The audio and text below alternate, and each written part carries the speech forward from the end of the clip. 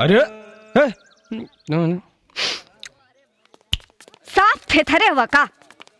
अभी एक झापड़ लग जाई ना तो सब लोगन तोहर इज्जत के पापड़ खाए लगी। आयो दादा, हमारी इज्जत के इतना फिकर, कहीं प्यार व्यार तो ना करे लगलू।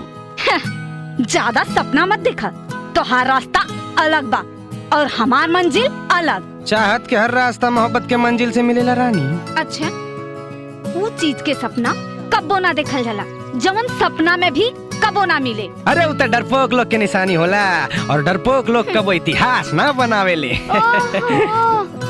का हो, कैसन इतिहास भूगोल के मीटिंग होता? कुछ सर, यहाँ मीटिंग ना शेर शेरनी के सेटिंग होता। सर, अपन धोती संभाल के रखी, न तो पीछे से धोक के लोटी आए लोग। दोबारा ना हमरा रास्ता में आवे की कोशिश मत करिहा, वरना ई जौन थोबड़ा बा ना ओकरा पर प्लस और माइनस का चिन्ह बना दे।